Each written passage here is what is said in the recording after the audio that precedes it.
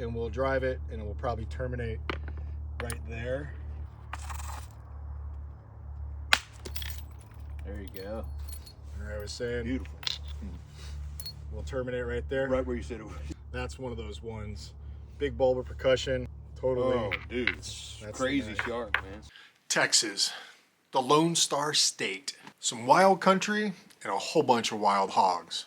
What you're about to see is a wild feral hog from Texas being processed with only stone tools. Just some sharp rocks, some steady hands, and some pretty ancient ways. For thousands of years, this is how our ancestors processed a large animal into food, tools, and clothing.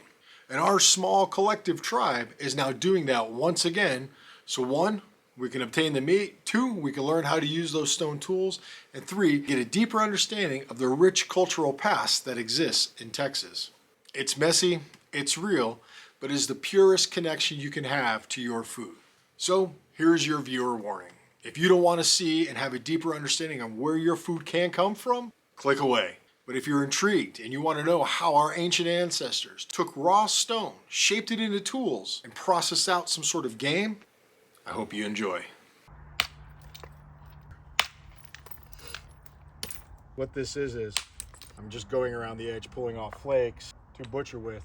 They call it like a blade core. And hand blades along with yours. You got to think every one of these is essentially a razor blade. So when we're holding these, we're not putting our fingers on the back. We're not trying to really hold them deep into our hands. We're almost holding them with our fingers, and this will avoid a lot of cuts. All of this is what we want to hold on to, because you could work it this way, you could work it that way. These bulbs, that thicker end, when we look at it this way, that's kind of that handle. Now these tools might look primitive, but don't let that simplicity fool you. A stone's edge can be sharper than surgical steel.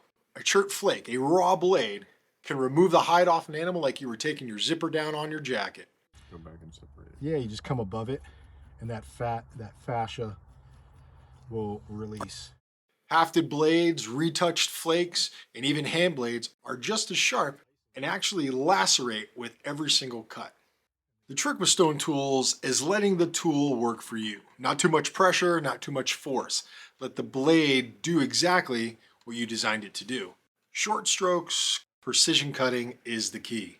Right away you can see why ancient hunters trusted these tools when processing their game. It won't take too long, especially with tools as sharp as these are. I'm surprised. Yeah, no worries.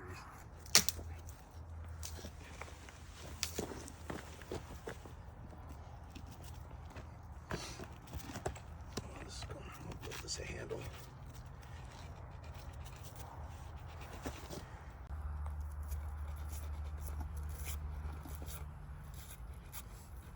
I always heard they were sharper. Proven. I'm gonna switch off with me here for a second. Yeah. I'll hold that leg out.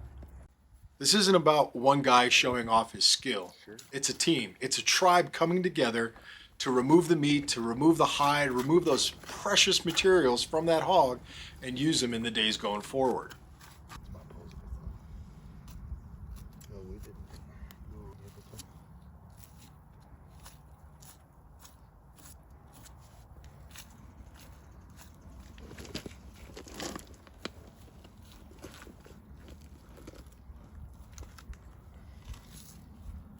With feral hogs, the hide is thick, but with stone tools, you can see how it bites into that flesh and removes that hide quickly. You have to work slowly but meticulously, removing the fascia that's connecting the hide to the actual carcass of that animal. When processing any animal, teamwork is a must.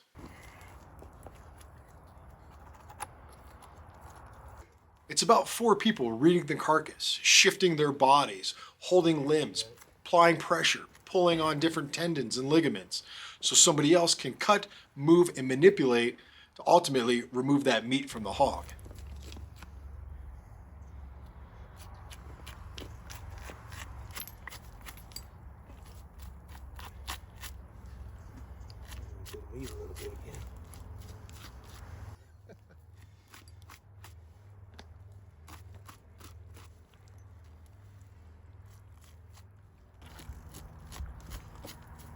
Want me to hold that leg up for you? Is that amazing? Yeah, it It's is, the man. I best just can't sound. believe it slices through it like that. Best sound. That layer of fat over the top of that thing.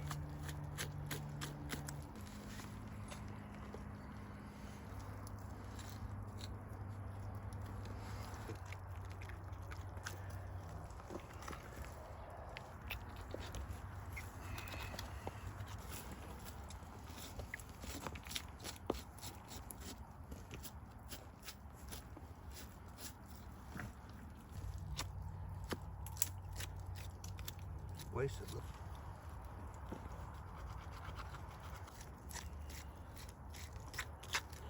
Right in between there. Ham spot free when you naturally follow those seams. Every animal almost has a cut here line.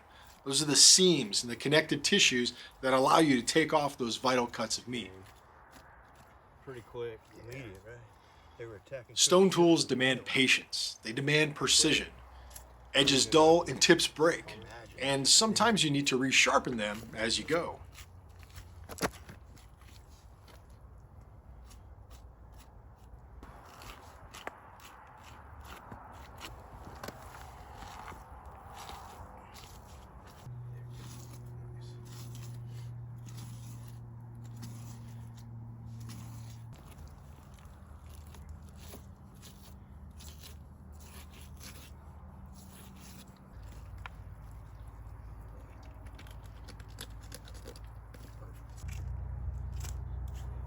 But every moment you slow down is a moment when you learn something new. When you process an animal like this with your hands, from the tools that come from this earth, you gain a deeper appreciation and truly where your food comes from. There's something powerful about stepping into the shoes of ancient hunters and realizing their methods and practices when it came to game processing. Why? Because nature doesn't change.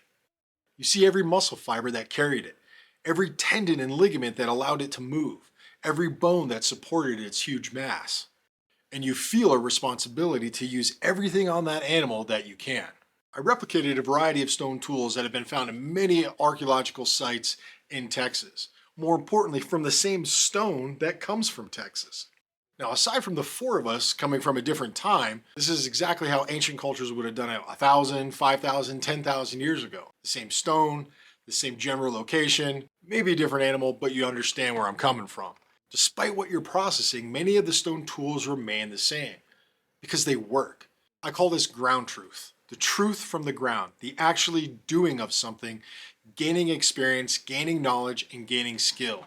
Once everything was said and done, the meat was bagged up, was provided to some local families, and it was also given to the Austin Fire Department Station 29. Myself, Austin Halls, a pretty renowned artifact hunter in the state of Texas who also provided the hog, Matt Herwald, an Austin firefighter and Marine Corps veteran, and Ryan Murray, the editor-in-chief of Texas Cache magazine. The four of us set out on this challenge to take some of the stone tools that I brought with me from Colorado, create some stone tools in Texas, and butcher out one of the invasive species in Texas, the wild hog.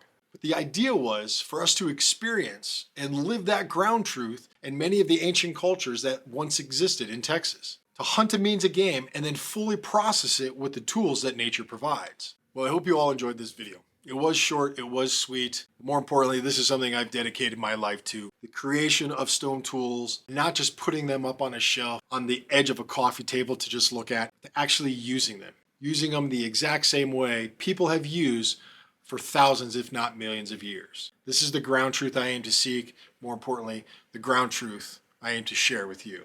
For more insights into this actual feral hog butchering with stone tools, it will actually be in the winter 2026 issue of Texas Cache magazine. And if you aren't a subscriber of Texas Cache magazine, a phenomenal magazine that highlights all sorts of unique aspects of history, very unique artifacts and finds throughout the state of Texas and many others, check it out. I'll put a link in the description below where you can sign up today. All right, that's all I got.